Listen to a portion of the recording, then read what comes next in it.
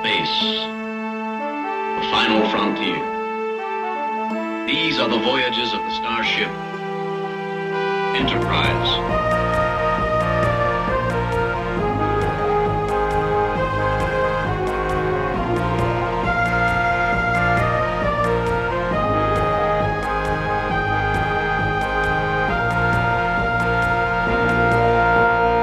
Hey everybody, it's time for our wrap-up video of TOS. We finished the TOS section of the podcast. We didn't do all the episodes, as you're obviously aware by now.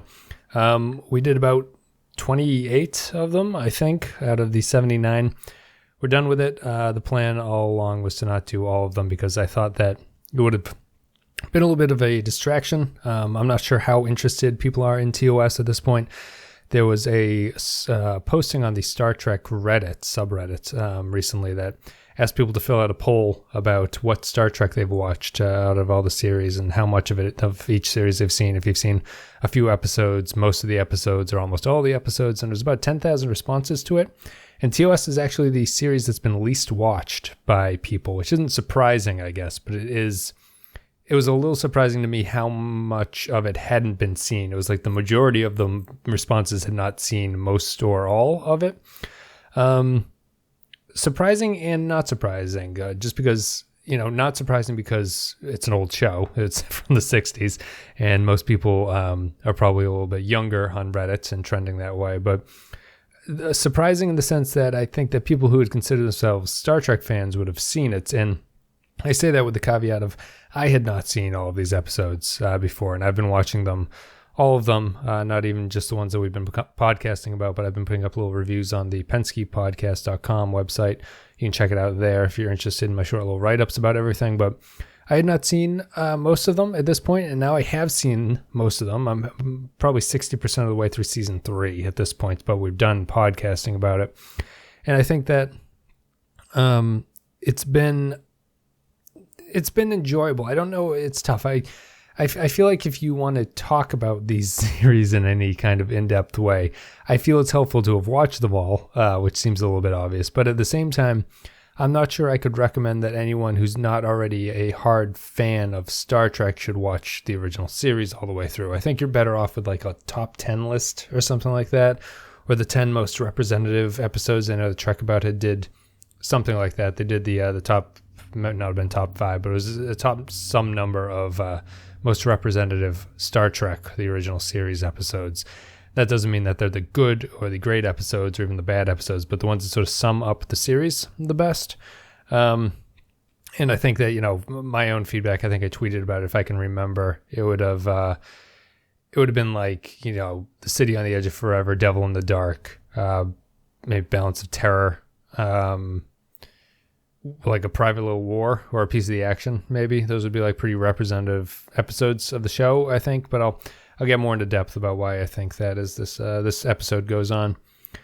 But Star Trek was interesting. It was my general sort of mental state, and this might just be the fact that I watched a lot of them in a short amount of time, is that I sort of got worn out by it. I started very strong in season 1. I thought things were interesting. And then season 2 came along and it's like, whatever, this is okay. And season 3 rolled around, and I'll get to season 3 in a little bit. But at a certain point, I was just like, I feel like we've seen all these stories through season 2 already. And that was kind of my mental state of where I was in season 3. But starting at the top, I think that the seasons go in order now that I've thought about it and sort of looking at the rankings here. A lot of people think that season 2 is the more consistent season. I think that's probably true. That doesn't mean it's the better season, but season 2 is probably, it's more aware of what the show can do, where season 1 is a little bit more exciting. There's a lot more highs and lows in season 1. I think that the episodes are better in season 1. Season 1 was also the series or the season of the show where the crew actually felt like it was not just McCoy, Spock, and Kirk at a certain point. The first 10 episodes feature heavily Sulu, Uhura have a lot of stuff. The first 10 episodes of season 1 probably have more supporting actor things to do than the combined rest of the series, which is sad. And I think that that's a little bit of a reason why TOS starts to wear on you after a while, is because the trinity of those three characters, McCoy, Spock, and Kirk, the stories kind of get old at a certain point because you're only seeing things through those three characters' eyes. Those are the three that eventually that they're the only ones that beam down anywhere. And it's a little frustrating. It's a little boring because the id, superego, and ego aspect of their interaction starts to get a little bit old, and it particularly affects McCoy. I'll talk about the three characters after this, but the season 1 stuff felt fresh. It felt a little bit different. It might have just been because it was the TOS sort of getting into it at that point, but I wasn't going crazy with the ratings. There's some 2s and 3s starting off, and then you get into a good territory with Enemy Within and What a Little Girl's Made Of, Miri, Dagger of the Mind, Corbinite. Those are all very good episodes. Balance of Terror sneaks in there, and then it ends strong as well with Taste of Armageddon, This Side of Paradise, and Devil in the Dark, and City on the Edge. The ideas felt a little bit more fresh. The scripts felt different. There was no sort of overriding theme of season 1. It felt more like it was a bunch of fresh ideas that were coming into this sort of series setup and what this show could actually do and see if it went anywhere. They didn't all work. Obviously, there was Mud's Women, Court Martial, Return of the Archons, and things that didn't really work out all that well. But to me, season 1 feels the most Star Trek-y. In season 2... Moving into season 2, I was not as interested in season 2 as a lot of people seem to be online saying that there's more better episodes. There's only 2 really great episodes, in my opinion, in season 2, which is Doomsday Machine and The Ultimate Computer. And there's more than that in season 1. I think there's 5. Miri, Balance of Terror, Devil in the Dark, and City on the Edge. So there's 4, if I'm counting that right. 1, 2, 3, 4, yeah. So season 2, there's less episodes, but I feel like it doesn't reach the heights of season 1. And a lot of season 2, to me, feels like alternate Earth episodes. They got this into this sort of rut with like Patterns of Force, a piece of the action, Wolf in the Fold even a little bit, where they started to do these alternate Earth situations where they'd land on a planet. Even though I guess you could say Who Mourns for Adonais would sort of be in there too. An Assignment Earth, obviously. They land on they're on a planet or an Earth-like planet that it just sort of has one aspect going for it, be like space Nazis or mobsters or things like that. And it felt like for how many episodes are in the season, it felt like there were a lot of episodes that went down that path. And it wasn't very interesting a lot of the time. They're obviously doing it to save save budget on sets and things. And even though I like a piece of the action, it starts to wear on you a little bit. The Nazi one was not particularly good. It's not particularly insightful in any sort of way. To me, season 2 felt a little bit more generic of Star Trek. Shatner started to Shatner it up at this point. The McCoy, Spock, and Kirk trinity became more apparent at this point. They were the 3 that were always involved in things. McCoy got his, or DeForest Kelley got his opening credit in the title screen and everything like that. But season 2 felt like there's a lot of episodes like Amok Time, Mirror Mirror, Journey to Babel. There's episodes like that feel like they're more important, and people who like the original series say that they're some of the best episodes, and I didn't find them to be all that interesting. I didn't think that they were all that good. I thought that they're important maybe for the series history and everything, but they're not particularly enjoyable to watch. There's nothing there that has the highs of season 1. It's more just like these are solidly okay episodes of TOS, which is a thing in and of itself. And it doesn't really achieve much out of that. Moving to season 3. Season 3 is funny because I'm not done with it, so maybe things are going to change in the last 10 episodes or whatever. I have less than that, but season 3, I think, actually gets unjustly maligned a little bit. There's some really bad episodes like Plato's Stepchildren, The Empath, and Spock's Brain and everything like that, but season 3 to me doesn't feel like that much of a step down in quality from season 2. It feels more like they just start repeating the ideas that we've already seen in season 2, which at the point of season 2 felt like we were doing that from season 1. Season 3 to me feels like a lower budget version of season 2 where they just sort of copy pasted script ideas over. And I think that the people who say that it's a lost season are wrong. I do think there are good episodes in season 3. The Enterprise Incident, Day of the Dove is probably the best episode from season 3. But I think it gets overshadowed because it has the Spock's Brain and the Empath. And the Empath seems to be more hated online than I actually thought. I just thought it was tremendously boring, but people seem to not really like it at all. And I feel like season 3 is just kind of this lost, pointless season, but it doesn't have any problems that weren't present already in the first 2 seasons in terms of like what the scripts are, what's coming out of them, what the writing process was, how the scripts actually work, how the actors are reacting to it and everything like that. Shatner is definitely going off the charts in season 3. He started to adapt to his Shatnering type thing.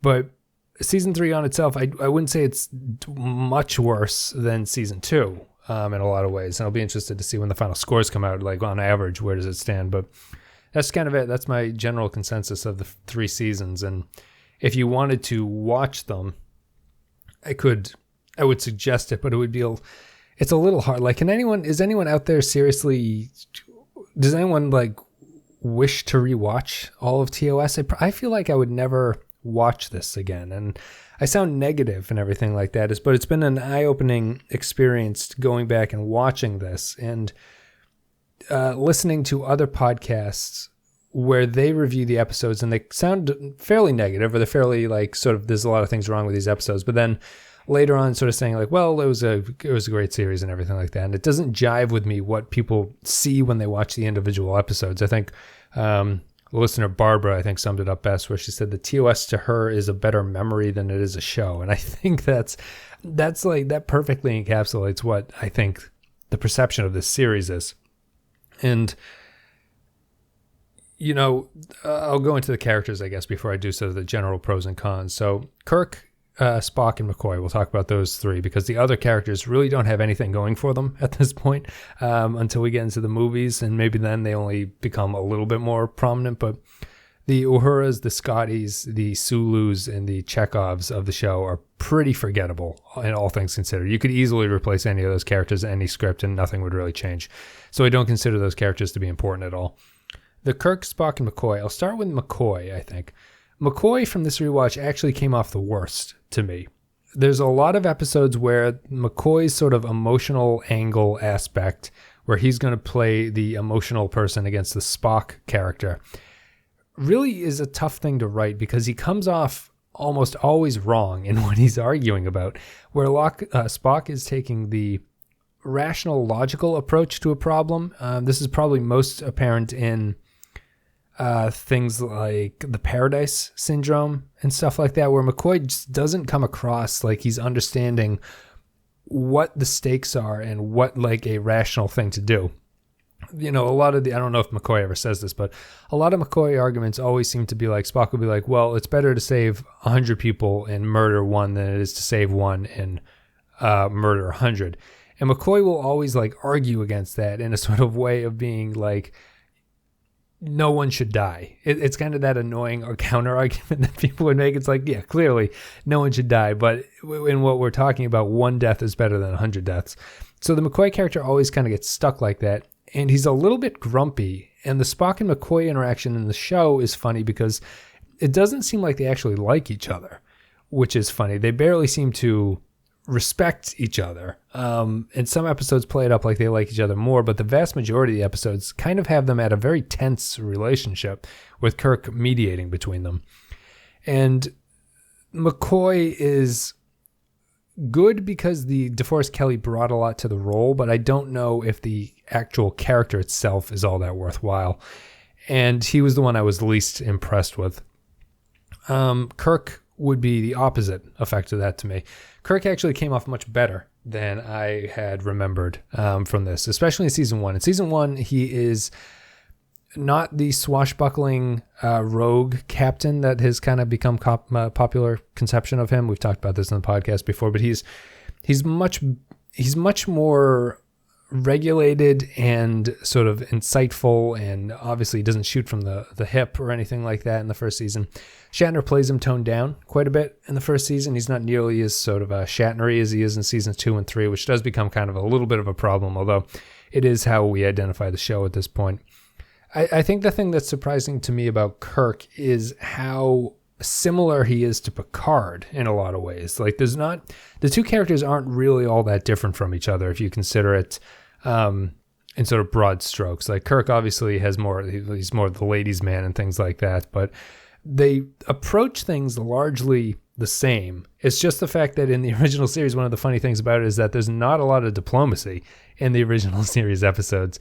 There's a lot of the crew meeting a planet that they've never discovered and something being weird about it, but there's not diplomatic interaction between people. And it's much more of a cowboy show.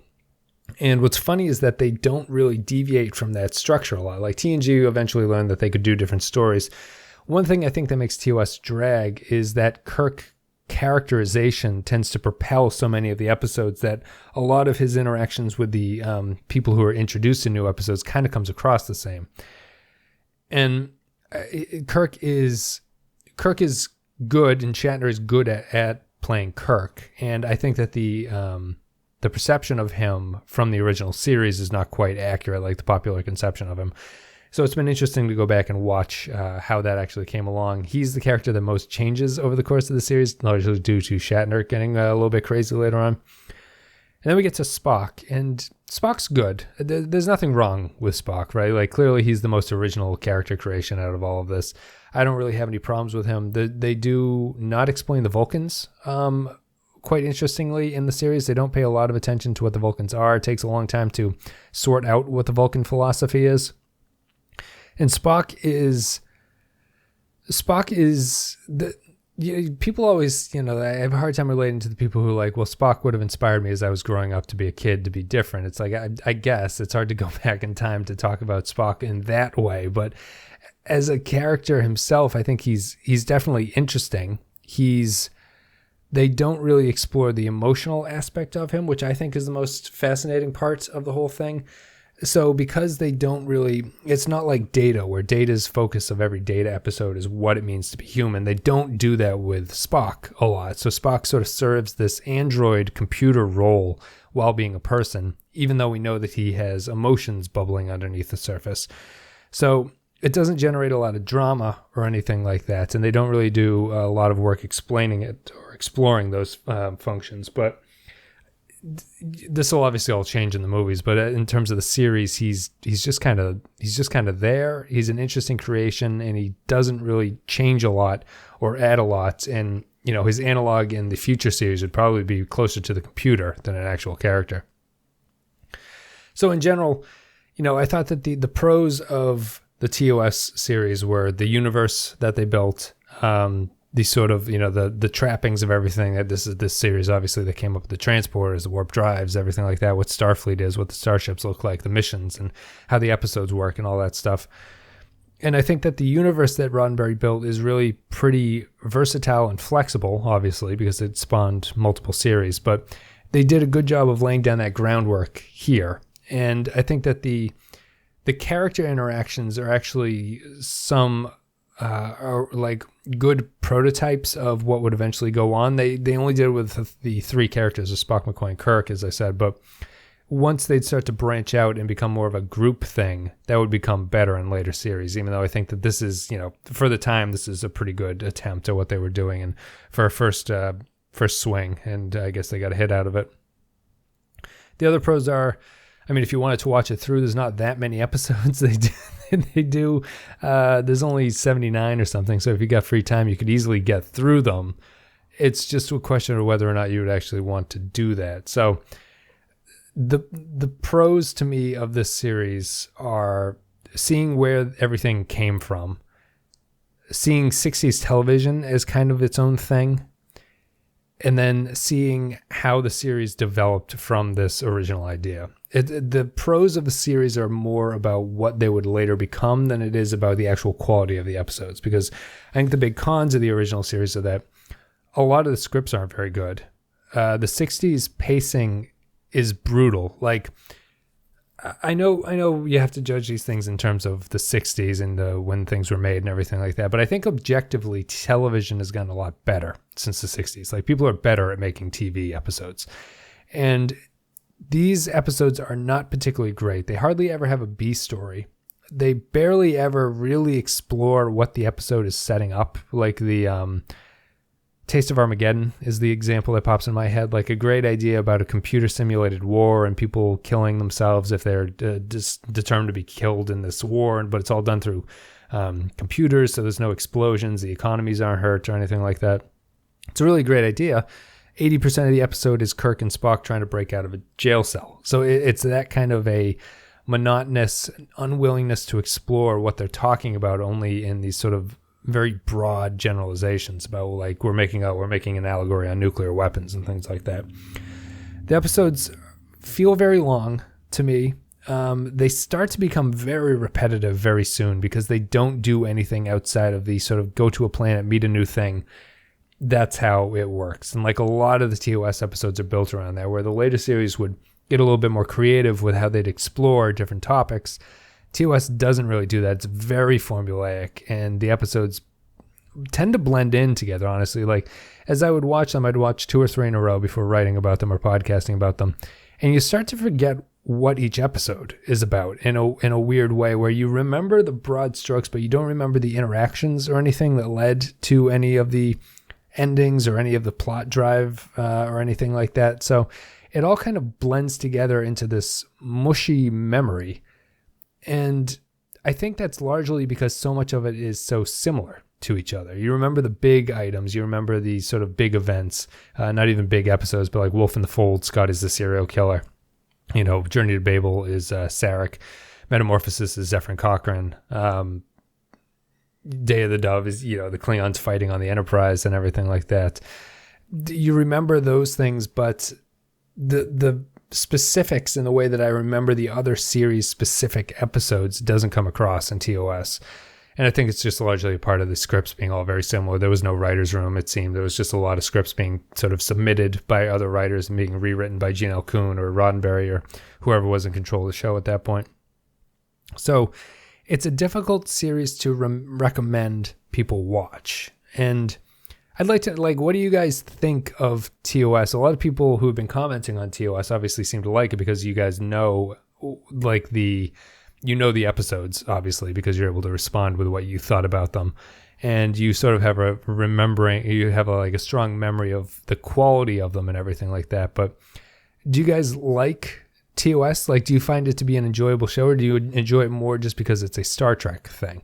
Because I don't think that I think I like it fine, but I would never go through and watch a lot of these again. Even the good ones. I think Mark had said on his appearance that he watches City on the Edge forever every once in a while. And I can kind of see that. I'm looking at the strongest rated, maybe Doomsday Machine I could watch again, or, you know, more than somewhat infrequently. But I think that's about it. It's a tough sell to bring back in. So let me know what you guys think, why you like the original series if you do.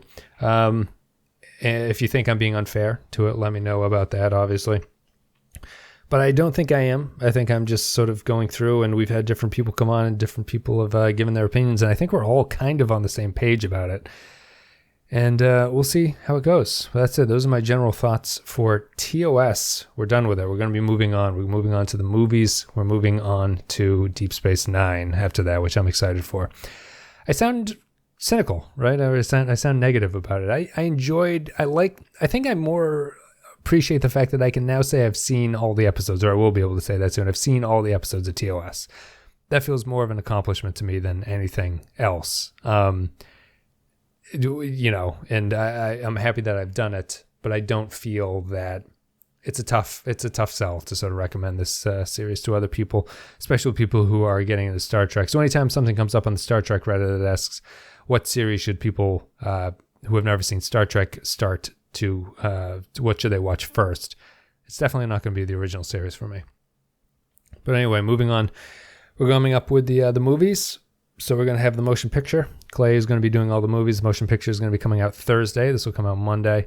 And we'll be doing a movie every week. So every Thursday. That's the plan anyway. I do have a vacation mixed in. Hopefully that won't screw things up in early June. But the plan is to have a movie on Thursday and then try to do 2 animated series episodes on the Monday of those, so that those will wrap up at pretty much the same time. And then we'll move into Deep Space Nine. So we'll do the 2 animated series on Monday. This is the plan for now. Don't hold me to it, but this is what I'd like to do. 2 animated series on Mondays, and then the movies on every Thursday. And the motion picture is going to be coming up very, very soon. We recorded that a day or 2 ago. Pretty happy with how it came out. Hopefully you guys will enjoy as well. that's about it. Obviously, thank you very much for listening. If you joined during the original series, let me know. Let me know when you guys actually started listening. I feel like listenership has fallen off during the original series, just looking at the numbers. And that's not a concern to me, and it kind of fits with how I think people perceive the original series. And I've heard a lot of people say that they'll come back for Deep Space Nine. They're not particularly interested in the original series, which is fair enough. But if you have any suggestions for how to improve the show, if the show's getting a little stale or something, and that's why people are dropping off, let me know. Other than that, we're going to continue doing the thing as we've been doing it, moving on to the movies in Deep Space Nine. But yeah, always you can contact me at thepenskyfilevideo@gmail.com, thepenskyfilevideo@gmail.com. Go to facebook.com/thepenskypodcast. You can go to patreon.com/thepenskyfile. That changed, so that's new. Patreon.com/thepenskyfile. You go there, you can support the shows. We're going to be putting out a bunch of different shows. Clay will eventually have a Batman the Animated Series coming out, so we're sort of consolidating all the podcasts under the Pensky File Patreon and turning the Patreon away from a Star Trek themed thing into a more general podcast type network thing. Nothing's going to really change for the patrons, and if you guys want to support any of the shows like Prisoner Podcast, the Star Trek show, the upcoming Batman series that Clay's doing, you can go to patreon.com/thepenskyfile, and you give a couple $2 a month, you get extra stuff. We talk about movies and things like that. So it's a great way to support the show. This does take a lot of time and effort, and you actually do end up having weird conversations with your family. It's like, are we going to ever watch a TV show for ourselves anymore? That's maybe a personal insight into what it's like to have to watch TV for work, which is kind of an interesting thing. People should try watching a TV series for whatever, if you want to consider this work, and see how that goes for you. But yeah, patreon.com/thepenskyfile. We appreciate all the support. If you've been listening for a while, it's greatly appreciated. If you're excited about Deep Space Nine, let us know. It's greatly appreciated. We'll be talking about the movies, and then there's 10 of them, so it should take 2 months to get through that. All that stuff. Well, I've been rambling for long enough. Thank you guys for listening. Thank you for listening to just me ramble on about TOS. Let me know in the comments what you thought about it. Email me, all that stuff. It's always exciting when you move on to a new series or a new section of the podcast. We're done with the original series. We're going to be moving on to the movies. So, guys, thank you very much. I'll see you later.